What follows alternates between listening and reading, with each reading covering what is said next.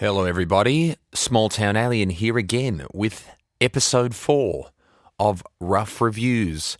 I tried to record this episode a few days ago and I just wasn't feeling it. I stopped recording halfway through because I thought, does this suck? I got self-conscious, and that is pretty much a cardinal sin when you're talking shit on a podcast. It's a cardinal sin to get self-conscious. Because I started thinking, am I talking absolute bullshit? And of course I am talking bullshit because I don't know that much. There is so much I don't know. So I'm going to talk a lot of bullshit in a podcast, in a review, but everybody does, unless they're the smartest person on earth, which is very, very unlikely. So I just have to accept the fact that I'm not really going to enlighten anybody with this podcast because I like to think of myself as an intellectual, but holy shit, to be a real intellectual, you really have to be you have to have thoughts that aren't very common. You have to think very deeply to the point where your brain starts hurting. And I'm a bit too lazy for that, I guess. So I'd call myself an amateur intellectual. But today, we are going to do something a little different, guys. We are going to review one of my songs. We are going to review my song, well, should I say, mine and Ramsay's song, the Bum Anthem, even though I did more work on it because I had to produce it. But we'll call it Ramsay and mine. We'll call it our song. For the sake of brevity, Ramsay knows I love him. I'm going to take the piss out of him in this episode because this song is very take the pissable, and Ramsay would agree. I would probably say Ramsay would probably give this song, what would he give it? This song has moments. Like, this song, I guess, its alternative title is Two Guys Trying to Be Eminem, because that's really, when Ramsay and I rap, we're really just trying to be Eminem, and you can be the judge whether or not we succeed, but we attempt it. And this song, I guess, is us trying to alleviate our guilt about being privileged and being dependent on our parents and trying to compensate or alleviate that guilt. At least that's what I was trying to do with my verse. And we attempted it. Another thing you should know about this song is, I hate this mix. I hate this mix that I've done. It's too polished and too perfect. Basically the whole album, Shut Up and Listen, I hate the mixes on it because they're too perfect. If you really want the best mix of this song, listen to the YouTube version on Ramsay's channel. Small Town Alien and Ramsay, the Bum Anthem on Ramsay's channel. That is the best mix. Because this mix we're going to listen to is, I did a production course in LA and I got bukkakied with the LA perfect production sound because I just became absorbed in it, became obsessed with it, became obsessed with auto-tune and all that shit. So you'll hear us sing the chorus in this song, and we do not sing that perfectly. We are not that good at singing, but I auto-tune the fuck out of it. So yeah, the mix is shit, but the sentiment is still the same. So let's kick it off, shall we? For all you music nerds or all you backstory nerds, I came up with this riff in a little town called Cadiz in the south of Spain, which is a cool town. It has great calles or streets to play guitar in, and I spent a good bit of time just walking around because I didn't have a job and I was in my early 20s, and that is what you do. You are an aimless potential of energy that could be used for something, but you don't want to use it. You don't want to be used. You're like a piece of food. You're like an apple that doesn't want to be eaten. You're a ripe piece of fruit that's getting ready to be eaten by society because you get eaten. That's the noblest thing to do, I guess, in our society, is society eats you up and may compensate you for that fact. Anyway, let's fucking kick off the song, shall we? This episode will probably be a 6, just fair warning. Still like the riff. Small town alien and Ramsay. Small town alien. Just to know, the other benefit of playing my own music is I won't have any danger of copyright infringement unless I want to sue myself, which, why wouldn't I sue myself? That would be an absurd situation in the courtroom. You're suing yourself, Mr. Hookie? Yes, because I infringed my own copyright, and I'm a piece of shit because I didn't ask myself for permission to use my own song in my own shit podcast, because you have to put content out as an artist now. It's all about content. It's not about music. It's not about movies. It's not about any form of art in particular other than fucking bullshit content. And Ramsay, small town alien. Yeah, we get it. Fucking Small Town Alien and Ramsay, we get your names, fellas. Fucking hell. This intro probably goes on a little too long. If I did this song again, I wouldn't make the intro so fucking long. Hurry up and get to the self-conscious, self-effacing. My friend described this song as Ramsay and I caning ourselves, which, you be the judge. And Ramsay. Fucking hurry up. Rams on the rap and Jack on the beat. G'day mate, my name is Jack. Jackie. I'm not a rapper but I'll make this rap. But I've never worked at Subway, cause my mum pays for everything same as dad. My mum doesn't pay for everything. She pays for some shit, certainly, but she doesn't pay for everything. And I have never worked at Subway. I hope I never have to, because those motherfuckers, they work. But if I have to work at fucking Subway because I'm useless and my music has no fucking monetary value, in our society, then I'll fucking work at Subway. The rhymes are kind of loose. Mum paid, Subway, fucking. But when I listen to back to this song, there's a certain beauty. There's a certain beauty to the naivety one has when they first attempt a certain art form, because you don't fucking know the rules when you attempt an art form. And there aren't a bunch of bullshit naysayers standing around going, well, if you want to do that, you can't do that. You got to do this first, and you got to do that, and you got to fucking study this, and you've got to do this kind of research, and you've got to blah, blah, blah. It's like, just fucking do it. Like, but if you stand around umming and ahhing about whether or not you should do something, there are going to be a lot of people around you to offer their worthless fucking I didn't do it so you shouldn't do it opinions. But if you want to be a rapper, you just fucking rap on a shit iPhone or whatever. You just make songs however you can. You don't need a bunch of shit. You don't need a bunch of shit to be a rapper. Seriously, making beats is fucking easy. Making beats, like shit beats, is easy. Making fucking awesome sounding beats and original sounding beats is harder. But if you're just starting off, fuck it, just make bullshit. Just make shit sounding stuff. That's the other thing. People start shit and they expect to be good at the start. You're going to be shit at the start. Look, I'm starting a fucking podcast. I'm shit at it, but I'm enjoying it. So who fucking cares?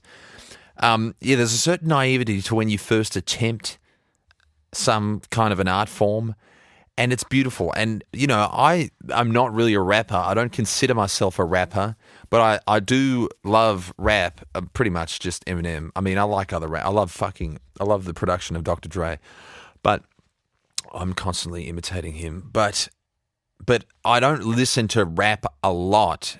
I listen to a lot of fucking James Brown. He was the original fucking rapper. If you want to hear some OG rap, Mr. fucking James Brown. I could go on and on about him.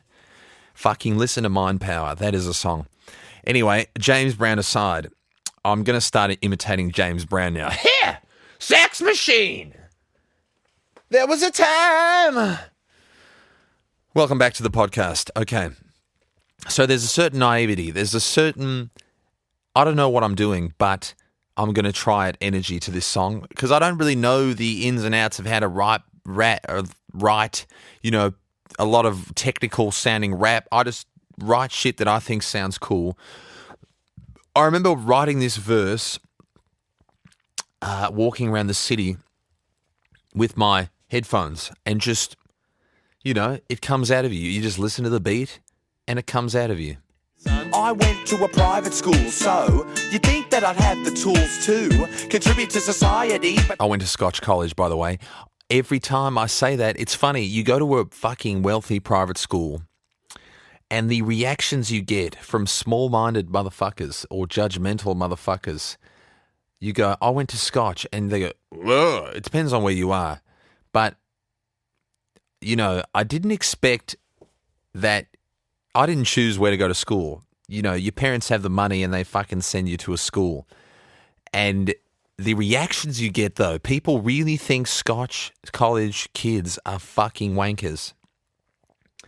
I can be a massive wanker, but, don't call me don't think I'm a wanker just because of the school I went to. Think I'm a wanker because I take a piss in your mouth when you're trying to talk to me.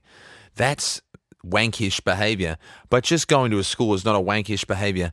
But people judge you for what school you go to. You go Scotch College and people go, fucking Scotch, you're a Scotchy. Unless they also went to Scotch, in which case they fucking understand the stigma. And it's kind of, I know you're not meant to talk about you have a stigma when you fucking would go to a wealthy private school, but there is a stigma. There is a fucking stigma to private school kids.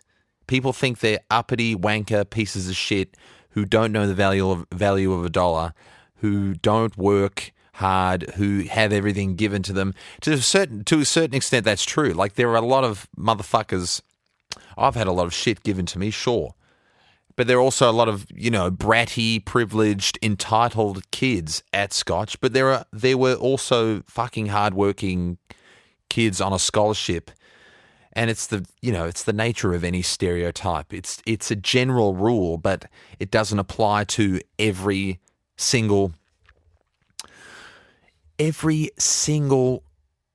person in the group. I mean, stereotypes, they're there for a reason. What the reason is, you can make it up in your head, but they're there for a reason. People generalize certain groups because it's easier, but I think we all know that it doesn't apply to every single person. But the general rule for Scotch College students is we're a bunch of privileged, entitled, bratty, lazy, I mean, not necessarily lazy, but, we're silver spoon kids. That's the general idea of Scotch kids.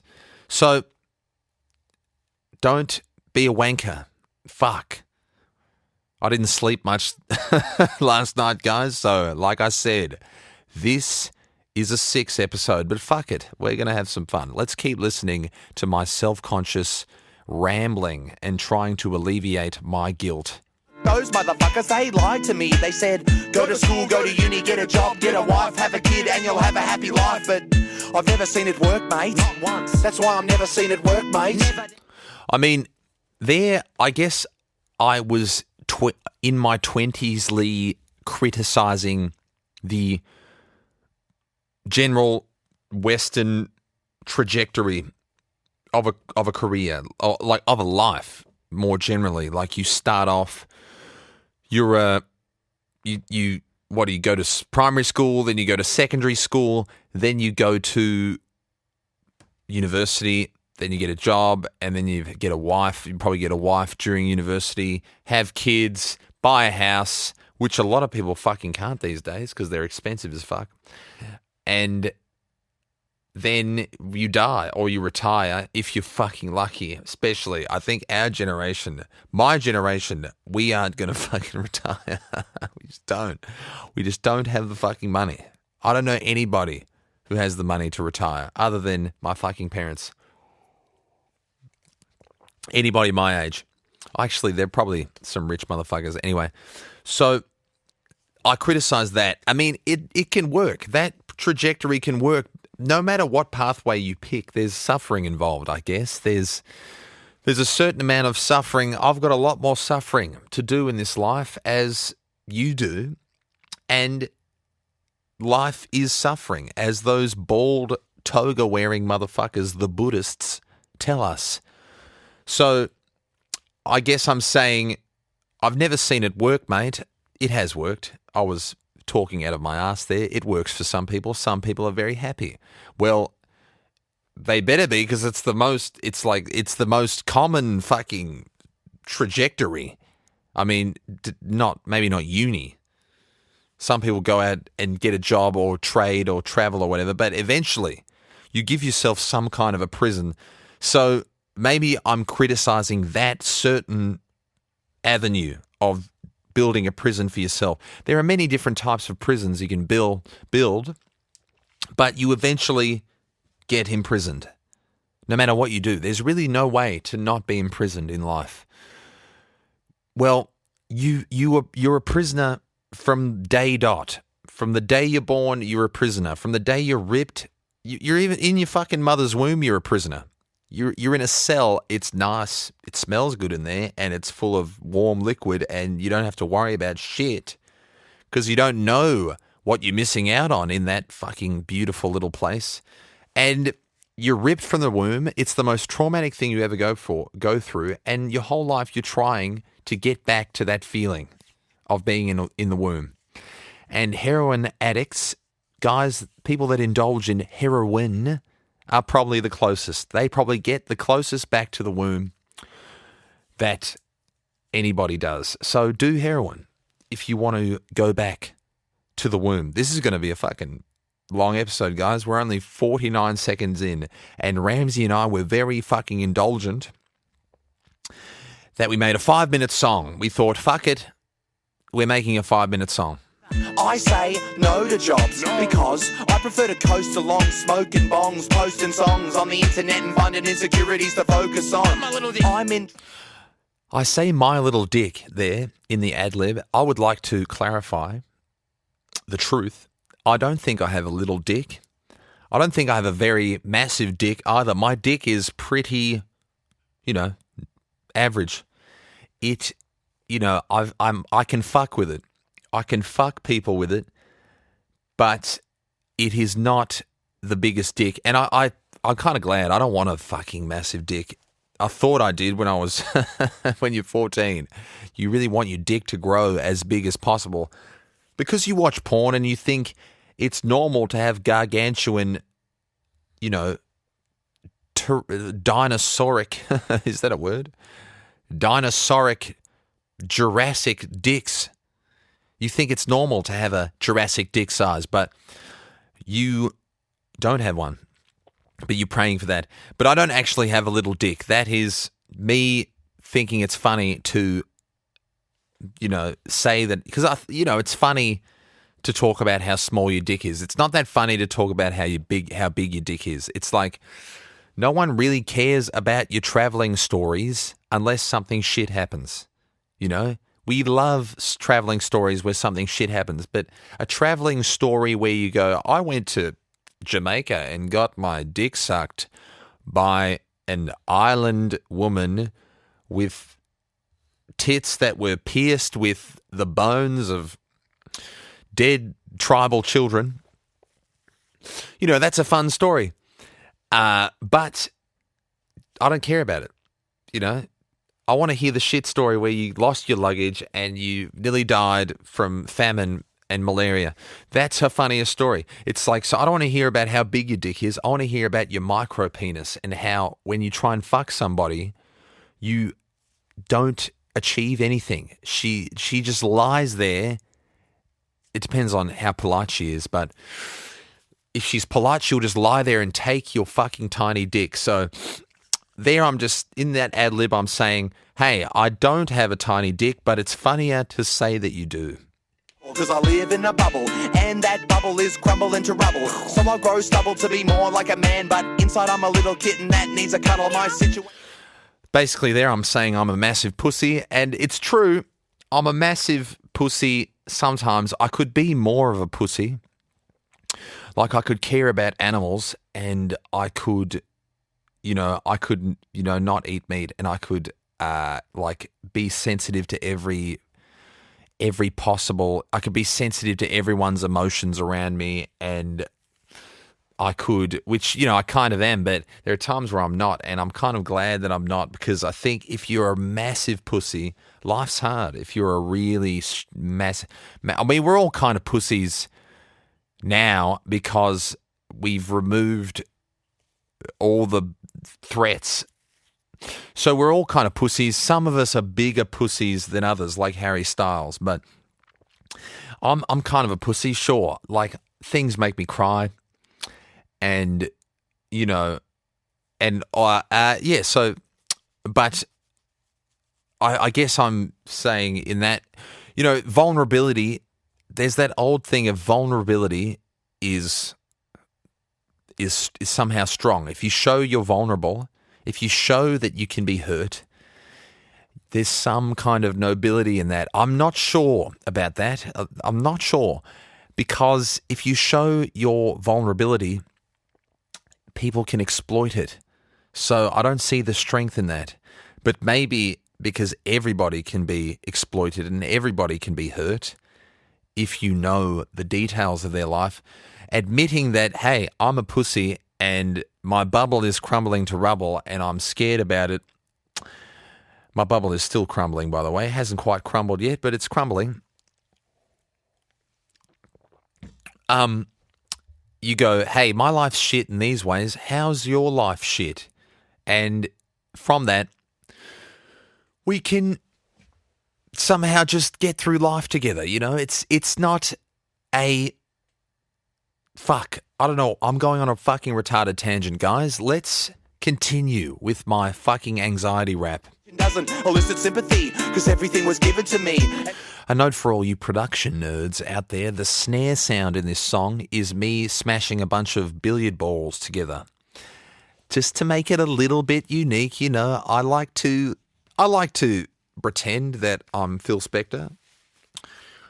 But I'm just a bloke with a bunch of mics and some freaky ideas. Wonder why women don't give in to me and give it to me, but I don't give a fuck, I'm living the dream. Throw your hands in the air if you're a bum and you're still living home with your dad and mum. Throw your hands in the air if you're on the dole and you've got a drug problem beyond control. Throw your hands in the air if you can't pick up and you can't even get your little pin nick up. Throw your hands in the air, wait on second thought, put them down, you should be ashamed of yourself.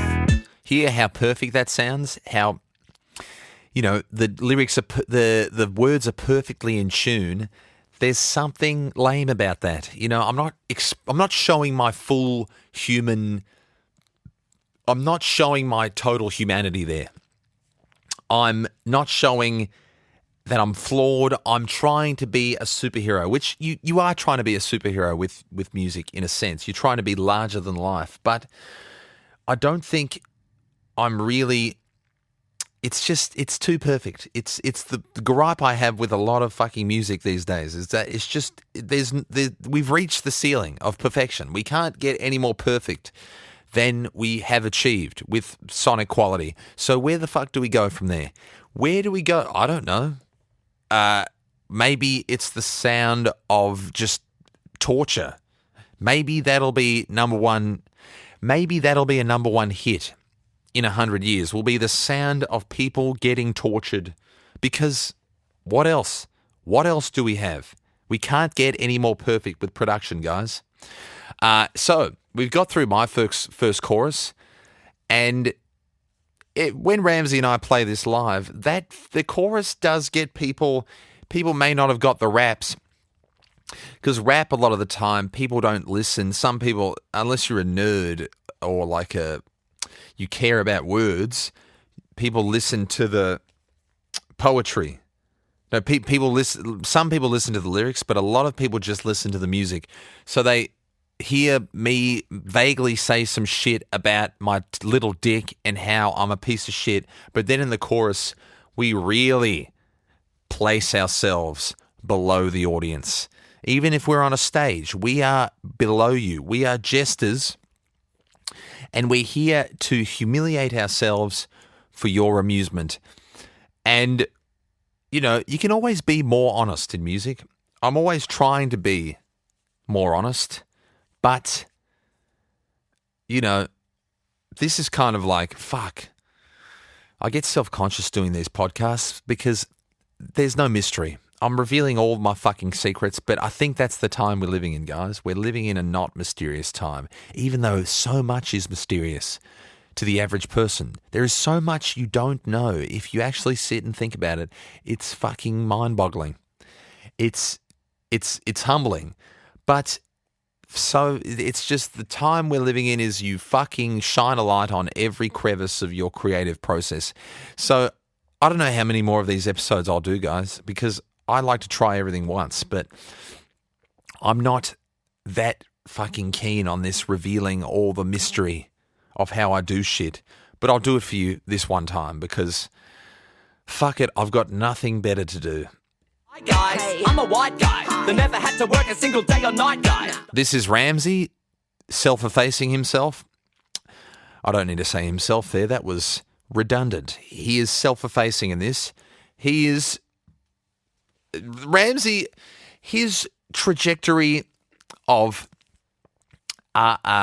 being a rapper and writing rap, it's a tragic story. It's a beautifully tragic story, but Ramsay, it took me a while to fully get it, and I don't think I fully understand it yet because Ramsay is a unique human being, and he has a relationship with the cosmos, God, what is going on, what it is, whatever you want to call it. He has his own unique relationship with it. And he, while recording this song, he was going through the process of losing his ability to write rap. He would say it so himself, I believe. Ramsay, if I'm wrong, tell me to fuck myself next time you see me. But as far as I understand, Ramsay, when I met Ramsay, when we first started becoming friends, when we were about 17, give or take, he could write rap songs at the drop of a hat. He would just have an idea and he'd write the whole song in one process. And gradually he lost the ability to do that. Like someone who has Lou Gehrig's disease, slowly loses the ability to move. Ramsay slowly lost the ability to write rap. And it took me a while to understand because we get high and record rap songs and, that provided a little bit of a boost creatively, at least we thought. I mean, cannabis doesn't really improve your creative ability. It more just kind of makes weirder ideas come out. But the Ramsay tried to write and he just wasn't writing the same way he used to. And it was just tragic to see because I did not understand it. I go, if you want to write a song, just sit down and fucking write a song. And he goes, it's not that simple, man. Because I guess Ramsay has this standard and all he can come up with is shit sounding rhymes to him. It's the curse of the standard, as Marshall Mathers says in his song, that one with Beyonce.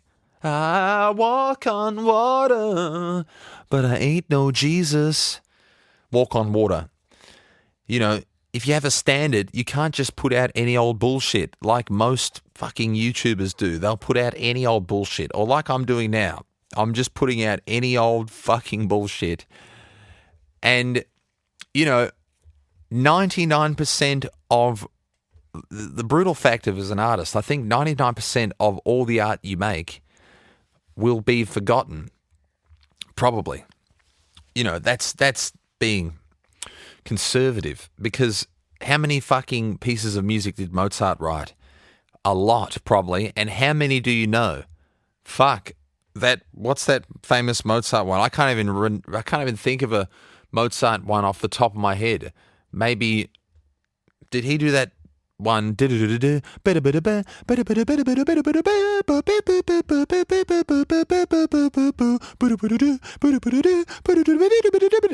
that? Fuck. See, I don't even know. I can't even recall one of his things, but I know he was good at music, but I don't know many of his pieces. So that's kind of the brutal fact. And, no matter what you put out, so you can either put out a bunch of shit and hope that like you can be like Tupac and just put out heaps of fucking songs, record heaps of songs in the hope that maybe 10 of them will be amazing. But I don't know, guys. Ramsay has his own standards. So Ramsay can't write. And I finally kind of understood it. I mean, it depends on what your philosophy is with creativity. If you believe that creativity is a gift bestowed upon you by a greater power and you have no control over it whatsoever, then if God's not giving you the rhymes, you are going to give up, or you're going to say, look, I can't write anymore. You know, I find it a little bit harder to write rap songs nowadays because rap is hard. Writing rap is fucking, it's easier to just sing a bullshit song about your balls getting saggier, but it's hard to write a good rap song. It really is. And I have respect for rappers that really try, because it's like writing a novel. It's brain work, which maybe doesn't get as much respect as fucking body work, but it better, because it's not fun all the time. It's not fucking fun making music. Ramsay, tell us more about your shit things. The things that make you a shit human being. Honest choice I had was getting Coke or Sprite guy. The had it good but missing topic out of spite guy. The insecure enough he has to bitch and whine guy. The twisted probably needs to go and see a psych guy. Ramsay, have you seen a psych yet? I don't think you ever will, because you're mentally ill, and that's how I like you. Fuck, that was needless what I just said. Parents paid my rent and bought my motorbike guy. The possibly depressed might suicide guy. The shy guy, every law I will abide by. Nice guy, and the fucking petrified guy. That needs to have a legacy before I die guy. The once was sober, but now I'm high guy. I want to talk about that line Ramsay said, needs to have a legacy before I die guy. In a sense, when we're recording music, we are investing in our future legacy. You're sacrificing the present, I guess, even though it can be fun. It can be fun making songs, you know, in the present. But you're sacrificing your current current self, your current moment for the future. And maybe like that guy Nietzsche, I don't know if people thought he was cool when he was around, but you know, maybe it takes a long time to be recognized. Maybe I won't be recognized until fucking 100 years after I'm dead. So if you're listening to my shit in 100 years and you're going, this is good, I just want to shout out, I just want to say fuck you to everyone who didn't recognize me when I was alive, because, you know, I want money. Fucking hell. Give me the kudos when I'm fucking alive, for fuck's sake. But it's not up to me. And a lot of artists don't get any fucking recognition at all, alive or dead. Some get recognition when they're alive. I would say a lot of the time, I don't see why they get recognition, because it's utter fucking dog shit, as you found out in my previous episodes where I shit all over modern music. So legacy is a big thing. Like when people want to write their memoirs because they know they're going to die soon. So they go, I want to write my memoirs. And I think it's a psychological exercise for the person. It's not really for any reader, I guess, unless who the fuck's going to read your memoirs? Who the fuck wants to read your memoirs, or me read my memoirs? Fucking nobody, unless you're a really cool, interesting person, which 99% of us aren't. Actually, I'll take that back. Everyone can be interesting, I guess, from a certain lens. See, I'm talking bullshit, guys. Comment on this episode and tell me if it's shit, and I'll delete it if it sucks. So, the writing memoirs, we're all concerned with the legacy, but I think my belief is that, you know, we're all footprints on the beach, and we all get washed away. If all evidence that we were ever here eventually goes away. At least I believe that because it just makes it, you know, that's a pretty bleak outlook. But, you know, I don't at least start with that, and then any kind of if you're remembered in 1,000 years, it doesn't matter. I won't fucking know about it. So whether my shit is recognized in 1,000 years or it's forgotten tomorrow, does it really matter? It's up to me, I guess. So if you want to have a legacy, give up. Watching sci-fi and I got a Wi-Fi. The bright guy, 99.95 guy. I want to clarify that Ramsay didn't get 99.95. Ramsay, you little rat, trying to say you got the top enter score. If you look at the Bum Anthem video, Bum Anthem, Small Town Alien and Ramsay on Ramsay's channel, you'll see Ramsay posting, Ramsay holds up his actual enter score, and it's 99.4. So Ramsay, fuck you for lying to the listeners. The 99.4 guy, you're not as great as you think you are, motherfucker. Ramsay and I shot, if you watch the Bum Anthem video, that is something to watch because Ramsay and I filmed that at Scotch College. We filmed it at our fucking school on Labor Day when there was no one around about 5 years ago. Was it 5 years ago? Fuck me. 5 or 6 years ago. Maybe, maybe 4 years ago. 2016 maybe. 2015 or who fucking cares? I think it was 2016. And who cares? And we went to Scotch and we were just fucking nervous little Nancy's the whole time. We were worried about being told off because we were mid-20s people dressing in Scotch College uniforms that usually 18-year-olds or 13-year-olds wear. But no one told us off, and so far there have been no legal repercussions. But, fuck it. Maybe there will be one day. Ramsay and I will have to wear it. We'll have to face the consequences. And we look like absolute pieces of shit, which was kind of the point of the song. But, fuck, Scotch is a nice school, man. It looks nice. It looks like fucking Hogwarts. And yeah, what did we were filming with our friend Connor Hebert, again, great music video director. And we're pieces of shit, mimed. Check out the video. I think you'll dig it. I think you'll dig it if you feel like you're a piece of shit as well. Ramsay, you didn't get 99.95. Fuck you. But not enough to go and give a lot of money to some Africans that need it just to be alive, guy. Throw your hands in the air if you're a bum and you still live at home with your dad and mum. Throw your hands in the air if you're on the dole and you got a drug problem. Listen to that auto-tune. Ramsay does not sing this well. On control, throw your hands in the air if you can't pick up and you can't even get your little pin tick up. Throw your hands in the air. Nah, just kidding. Get a job, bitch. You're a fucking waste of space. Okay, so now we're going to get into the part of the song that Ramsay and I do not play live because we're embarrassed, I guess. It's too vulnerable. And it's a bummer. It's a fucking bummer. We've done it live a few times, but I don't think we'll do it again live because maybe on a special occasion, but also, it's a lot of words to remember, and it's easier just to remember the first two verses, first two choruses. It's clean, it's easy, it's nice. But this next bit, when we were recording the song, I think I did my verse first, did the chorus, and then, my technique back then was to show Ramsay the song, my verse, and if he got excited, he would write his own verse. But there was a period like 2015, 2016, 2017, where I really tried to force him to make songs.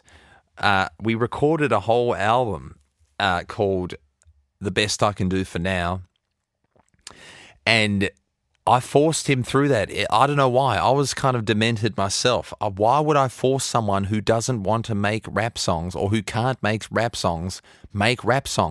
It's like making Usain Bolt run laps with one leg. He was fucking amputated. He had a broken brain. But we forced an album. I forced a fucking album out of the motherfucker. And, we're both, not that he's not that proud of it. But I was demented at the time. So Ramsay, I forced the second verse out of Ramsay. Ramsay forced that verse. He, till this day, does not really like it that much because the rhymes are pretty fucking simple. And then we get into this bit, and Ramsay wrote this part sleeping in my sister's bed after a day of recording, and he basically woke up with a fucking piece of paper and gave it to me and said, God gave me this, basically. Like, this just happened. It came to me. So we added this Scarface-esque dramatic part at the end of it, and Ramsay, this could be Ramsay's defining moment as a rapper, as much as he probably doesn't want that. This is a defining moment, Ramsay, so let's listen.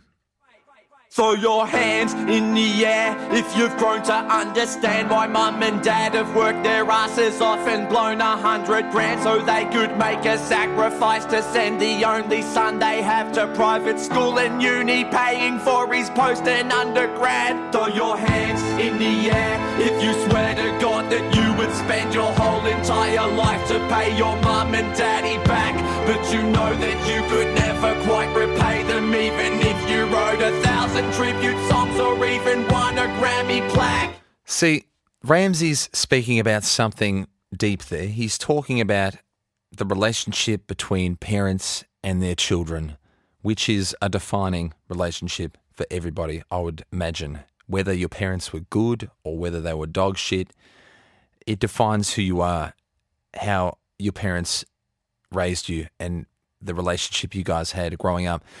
So parents, I don't know, I don't have kids, but as a kid of a parent, as much as parents don't like to admit that their kids are bank accounts or their kids are businesses, their kids are kind of businesses. They're investments. You invest in a kid like you invest in a business. And it's a gamble because a lot of kids are shit and a lot of kids fuck up and a lot of kids do not meet the expectations of their parents. Who the fuck does? If anyone out there actually meets their parents' expectations, please comment on this and affirm to me that that is possible. That you can go through life not disappointing your parents. Because I don't see how it's possible. I really hope someone comments and says, I have fulfilled all my parents' expectations. They wanted me to be an orthopedic surgeon, and I'm an orthopedic surgeon. And they wanted me to live close to them, and I live close to them. And they wanted me to give them 3 grandchildren, and I gave them 3 grandchildren. So your theory is completely preposterous. I would love that. But as I see it, I see a lot of broken people out there who disappoint the fuck out of their parents. Your parents try hard to give you all the fucking, at least my parents did, tried hard to give me all the shit that any child could want, and I still fucking disappoint them. I hope not too much, but, you know, they probably didn't envision their son would grow up to be a pot-smoking fucking juvenile delinquent who's nearly 30 and still writes songs about his balls, although not as much. Like the whole thing about your son becoming, or son or daughter wanting to be an artist, like being an artist, it's a fucking shit job in a lot of ways. And I guess it's glamorous to a certain extent, you know, in movies and stuff. There's a glamour to being a writer, or there's a glamour to being a musician. There's a glamour. It's like, oh, the writer's so cool. There's a movie called Stuck in Love with Greg Kinnear and Phil Collins' daughter. And it's a funny movie because it's a movie about writers and they're all hot, fucking rich, you know, fucking hot people and like being cool and saying pithy dialogue that's cool. And it's hilarious because I don't know any writers like that. Writers are fucking like they're gross. Writers, a lot of the time, aren't articulate because they articulate their shit in their fucking books. Some are articulate, but the main point is that being a writer is fucking not glamorous. It's a lot of time sitting by yourself, No one's sucking your balls. And also, who the fuck reads your books? No one fucking reads anybody's books. Like, it's a very small group. I bitch about no one listening to my music. More people listen to my music than would read my books. So I feel for fucking writers, man. On the surface, it seems like a, cool, glamorous job. You work with characters in your head and you create worlds and stuff, but it's fucking shit in a lot of ways. It's shit and not fun unless you've got the sickness. So if you want to be an artist, I would say make sure you're sick enough. Make sure you've got the fucking sickness to be an artist.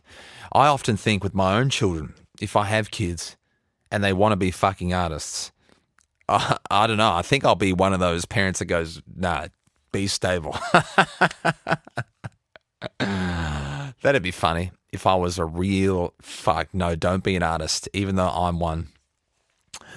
Yeah, so I take inspiration from writers. I often see myself as a musical writer. Like I author the music because I try and pack a lot of punch into the songs, more so now than I did in the past. Like, because again, I was naive. I didn't know what the fuck it meant, and I still don't really know what it means to be an artist. I still honestly don't really know what it means. All I can do is try and do my shit well.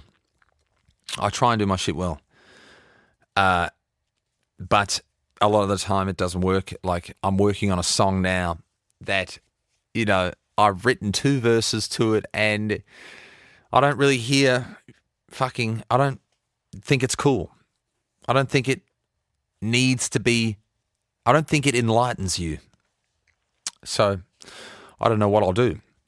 I've written so many fucking beats. Anyway, so we disappoint our kids. Ramsay would probably say he disappointed his parents. We all disappoint our parents. We all don't live up to the ideal that they had. They probably envision that we're going to live some certain type of a life, and when we don't live that certain type of a life, it upsets them. And a lot of the time they don't show it. They don't want to show that they're upset. They don't want to show their disappointment because they love you and they don't want to hurt you, but you can see it in their eyes. You can see disappointment in your parents' eyes if you really look. Tell us more about how you disappoint your parents, Ramsay. Your hands in the air if you've ever had depression, and for years you've just been building up this pent-up mad aggression, but you've never had a weapon, never had a sentence, yet you rap about climbing and that tend to grab attention, mum and dad. So Ramsay, what did he say there? He's talking about depression, and I just thought, did Ramsay's depression cause his writer's block, or did his writer's block cause his depression? It's a chicken and an egg situation. But Ramsay was depressed. He still gets depressed sometimes. Who the fuck doesn't get depressed? Who doesn't get fucking sad? Life, a lot of the time, life can be beautiful. Life can be glorious. Life can be tragic as well. Life can be exceedingly dull. Life is gloriously disgusting and disgustingly glorious. What can you say about it? It is what it is. That's the fucking dumbest but most profound thing you can say about life. And it's weird because you kind of you raise with this idea that life's about happiness. Life's about being happy. Life's about pleasure and coddling yourself and being comfortable. And fuck, who doesn't love that? Who doesn't love coddling themselves and being comfortable and safe? But this book I'm getting to the end of now, Thus Spoke Zarathustra by Nietzsche, I haven't understood a lot of it. It's a very fucking epic book, man. It's very epic. Just the way it's written, it has a lot of, and thus speaketh Zarathustra.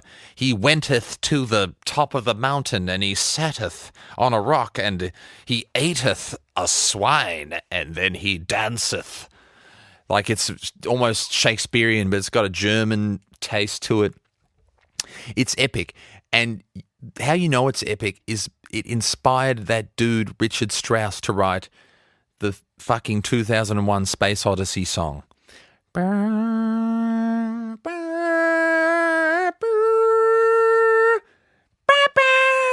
bum, bum, bum, bum. You know what I'm talking about. Ric Flair's fucking theme song. You know what I'm talking about. And that song is called Thus Spoke Zarathustra.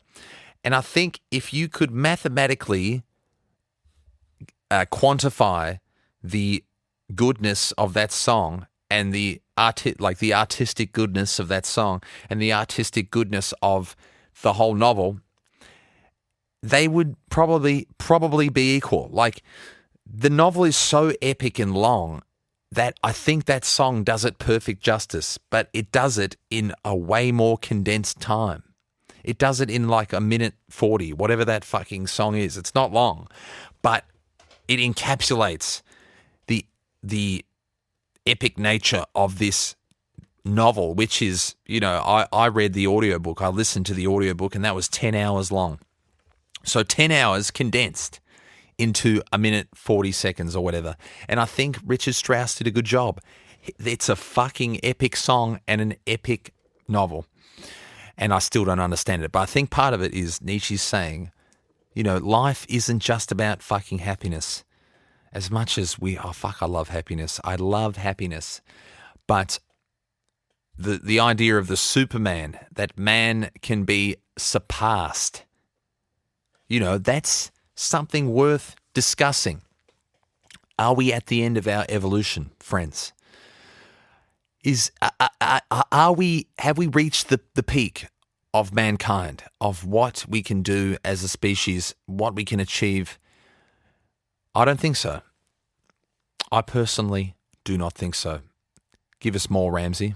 You're listening, I never had intentions to be cruel or mean to women, so don't get the bad impression, man. I guess I had to vent, so I just fetched a pad and pen and just to get this off my chest. I'm feeling better than I said it. I'm glad you're feeling better, Ramsay. The value of art, I think we can all agree that during this coronavirus shit, being locked down at home, art makes life a lot more tolerable.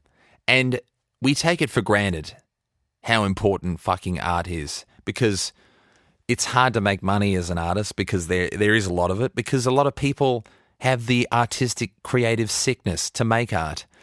But without it, without art, life would be unbearable to me, I think. I know I haven't tried living without art. I personally think the greatest artist is the universe.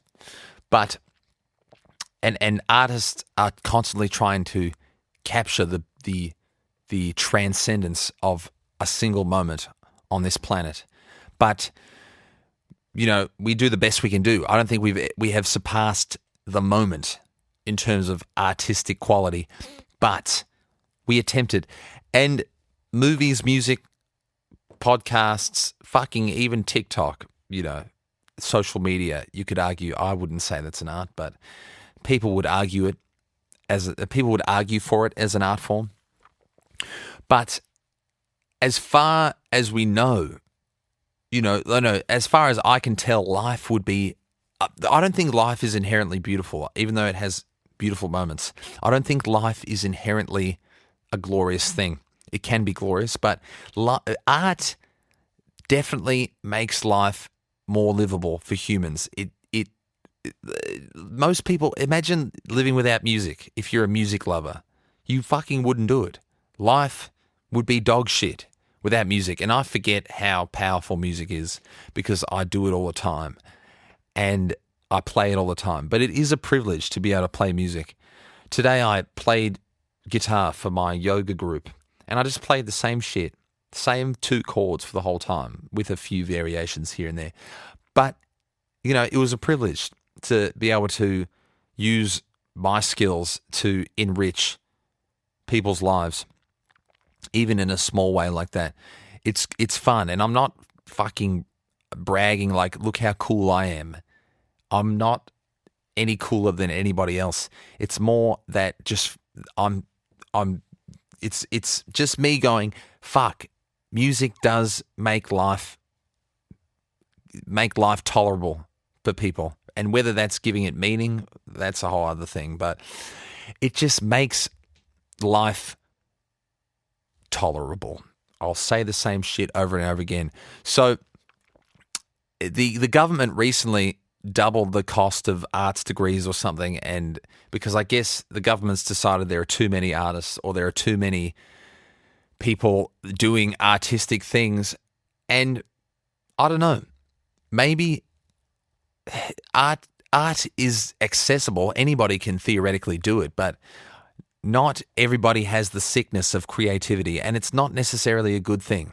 So to those of you out there who aren't creative but want to be creative, don't necessarily want it, because it's not fucking all lollipops and Skittles and blowjobs. It's kind of, you could argue that maybe there's, how much utility is there in creativity? Sometimes there is. Okay, I'm getting into a rabbit hole that I don't know much about. So let's get back to Ramsay and this song. This song, Bum Anthem, I'm proud of it.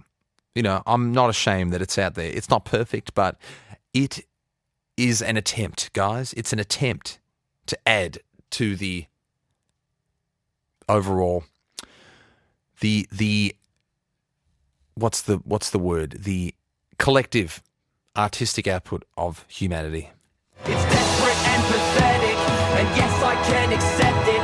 But trust me, if my music were to ever have a message, it's that if... There's kind of a trend in rap to trying to outwit the listener. Like, we want to be more self-conscious. We want to say the song shit before you can say it, because somehow if we say the song shit and we know it's shit, we know it's desperate and pathetic what we're doing, somehow it'll take the sting out of someone saying it's desperate and pathetic.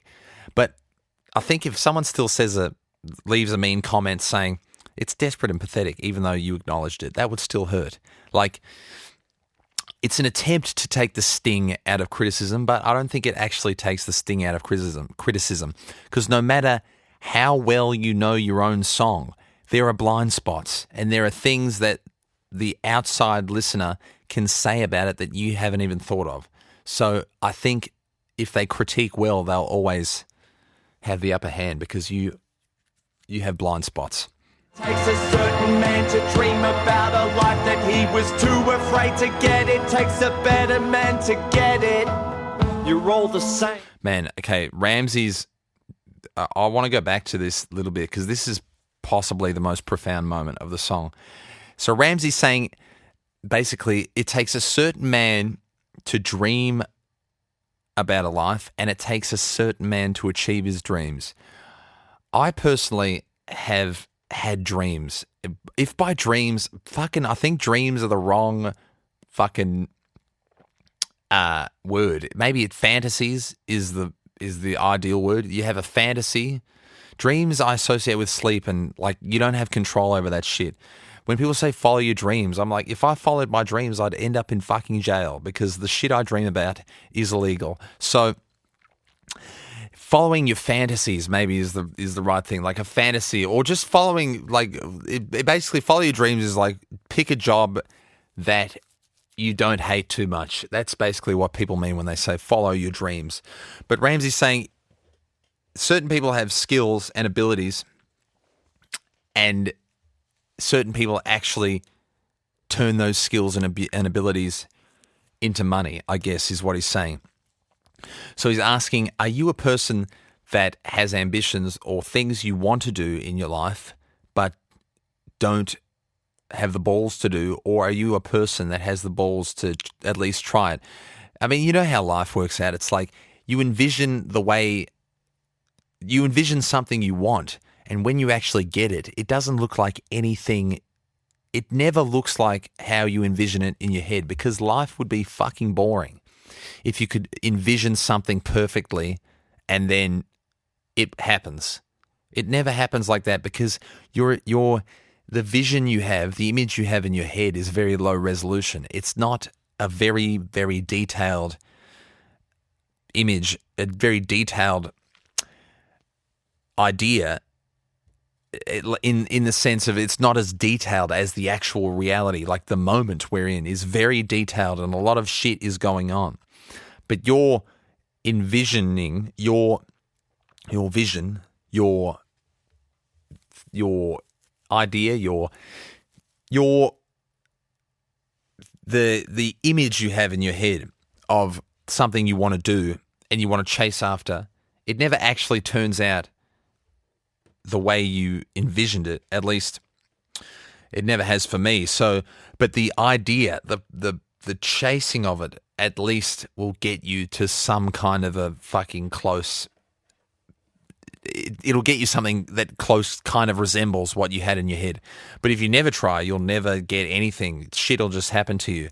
And it's a decision people have to constantly make. My life at 29, I didn't think about my life at 29 when I was fucking 15 because I was dumb, and you don't think about life in terms like decades. You think about life in terms of when am I going to masturbate next? That's the kind of terminology you think of. They're the kind of time frames you think of. But decades, holy shit, you have to be a very forward-thinking 15-year-old. And good luck to you guys. You're going to be rich if you're forward-thinking at 15. But even now, so I go, what would my life look like at 29? I had no idea. But my life is the way it is, and certain aspects I'm proud of and certain aspects I'm not fucking proud of. My lack of ability to make money, I'm not proud of, because a lot of the self-worth you have is, I guess, related around to your income. But I hope I can shed that or make more money, one of those two. And the good thing about COVID is fucking everybody's broke, except for people that sell those masks. They must be fucking loving this time. So Ramsay's saying, which type of person are you? Are you a person that wants things but doesn't get them, or do you want things and actually try and get them, apply your knowledge to get them? You got to decide that for yourself, mate. To get it. Okay, this is the last line. Ramsay, let's just listen to what the wisdom that comes out of Ramsay's mouth. You're all the same. You've all got 9 to 5s with the kind of wives that would keep you in a ball and chain, and all the aims and aspirations that you've had are small and lame because you're all ashamed to scroll your name inside the Hall of Fame. Ramsay, that's very profound. You're saying that most people will never be remembered. Most people will not enter the collective consciousness of man. And I think that's just maths, man. I think 99% of people will be forgotten. Probably us too, man. Ramsay and I will probably be forgotten. And it's because you have to have a fucking ego to believe. You have to have like a Kanye West-sized ego to be like, I'll be remembered in 1,000 years. That's crazy to me. But certain people have that. And they're the ones that'll probably be remembered, because you have to be kind of fucked up to have a messianic complex. And I don't have a messianic complex. Maybe Ramsay does. You're all ashamed to scroll your name inside the Hall of Fame. Well, Ramsay, I don't know about that. I don't think most people are ashamed to scroll their name in the Hall of Fame. I think most people don't give a fuck about it. I think most people just want to fucking have fun, fuck some people, have kids, and fucking die. Like, you have to be twisted to want to be famous. You have to be fucking twisted to want it. And I've been twisted. I don't know if I want fame now. I guess I wouldn't be putting shit out if I didn't want fame or recognition. I guess you want fame for the right reasons. You want fame because you made fucking Lord of the Rings. You don't want a fame because you will show your balls on Instagram. You don't want that type of fame. You don't want fame just because you wanted fame. But there are fucking twisted people who just want fame because they feel fucking worthless. So they go, if a bunch of people, and I know that feeling. I know that feeling of feeling worthless and wanting a bunch of people to love you because you want their approval, which is, wanting people's approval is kind of fucking sick. But we all want it. We all want to be told, hey, you're right. You're okay. Don't we have any fucking confidence? Where's the confidence, everybody? So, are you ashamed to scrawl your name in the Hall of Fame? All the same, you've all got 9 to 5s. I think 9 to 5 is a pejorative term. Let me just look that up because I want to make sure I use the term right. Pejorative. I think it means like a negative term. Let's see what Mr. Google says. Yeah, contempt or disapproval. Pejorative. 9 to 5er, it's kind of a pejorative term. Like, you're a fucking company man. You're a 9 to 5er. You don't own a business. You don't make your own rules. It's like, yeah, that's very fucking comfortable. Like, that's a lot of people work for businesses, and I don't think it's a bad thing. You have to be kind of sick to want to be a boss. And if you want to be a boss, good luck to you. If you want to be an employee, good luck to you. There is no fucking rule book. Doesn't matter what you are. You don't have to fucking do shit that you aren't wired to do. But because if you're a dole bludger, you make people that have jobs feel validated. And if you have a job, you need dole bludgers to make you feel like you're fucking doing the right thing. It's not perfect though. I mean, I get why people hate fucking dole bludgers, but you know, what are they going to do? What else are they going to do? Get a job? That sucks. That's what this whole song is about, that getting a job is fucking shit. Holy shit, my philosophy has so many holes in it, guys. I am a fucking artist and an entertainer. I'm not a philosopher. I'm not, even though I like philosophy and I like being an intellectual, smell your own farts guy, I'm an artist and a fucking jester. So don't take what I say too fucking seriously. It's just shit to, you know, make you feel a bit of levity, I guess. But Ramsay does speak about something important there. He's talking about when he says you're all ashamed. Some of us may be ashamed to actually be who we can potentially be. Maybe you're shielding yourself, taking the easy road, as I take a lot of the time. But maybe Ramsay's telling us that, hey, don't be ashamed to, like, by calling us ashamed, maybe the inverse, he's saying, don't be ashamed to be a bit fucking weird and to be out there and to say shit that pisses people off. You know, you're going to piss people off if you say anything that's true, basically. If you say the truth, you're going to piss somebody off because the truth is like a rancid, rotting asshole. Like it's there and it's disgusting, but it's there and it offends people because it's disgusting, but it's there. Don't stop listening. Don't stop listening. Don't stop listening. That's me being self-conscious because I'm like, this song is 5 minutes and people have shit short attention spans now. So please listen because we have to beg you as artists. We have to beg you to listen to our shit because there's so much shit. There's so much fucking music. Why would you listen to two guys who are trying to be Eminem? There's no reason to listen to this shit. But you are listening now and congratulations, or go see a psychiatrist. I'm not sure which. We're nearly at the end. This is the last fucking chorus. Thank you guys for staying with me. I'm not sure what this has been. I really don't know. I've been low energy because, again, I didn't fucking sleep much last night. But I hope you got something out of it. I don't know. I really don't know.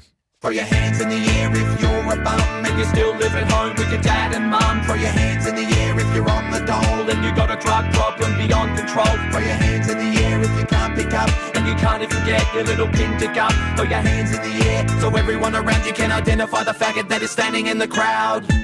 Ramsay and I, we said faggot. We said faggot, and, you know, I used the Louis C.K. defense for that. We aren't saying faggot in terms of you're gay. We're saying you're a faggot because you're being a faggot. Like, if you don't know what I mean, look up Louis C.K.'s bit about being a faggot, and you'll understand. You know, Words, that's part of the song. It's in history now. Ramsay and I said faggot, and if we get in fucking trouble for it, then we'll just have to face it. We'll have to fucking face it. But we felt it at the time, and if you get hung up on one word, you need to expand your fucking artistic. Well, if you can't look at the context of how a word is used, you're stupid. And it goes back to my thing about we're all physically weak now because of the time we live in. We've gotten rid of a lot of threats. We're physically weak. We need medicines and shit to stay alive. But I think the least we can be is not intellectually weak. That's the trouble with the time we're in now. People get offended and they can't even tolerate a differing opinion, a differing worldview to them. They get all uppity and have a fucking tantrum instead of actually listen and just feel bad because someone has a differing belief to you. It has to stop. Otherwise, we are going to fucking kill each other. Dogma. Like the alien said, look up the alien interview video I posted on my Facebook a few days ago, last week or something. Dogma, having a belief that cannot be opposed, that will kill us. That is the greatest threat to mankind. More than a virus, more than fucking global warming, more than rape or misogyny or racism or whatever. It's fucking dogma. It's belief that cannot be challenged. So if someone has an opposing belief to you and they're not stabbing you and they're just expressing it, try and have the balls to listen. Try and have the balls and not get all emotional and fucking apish about it. Like monkeyish, like our chimpanzee ancestors. Try and fucking listen.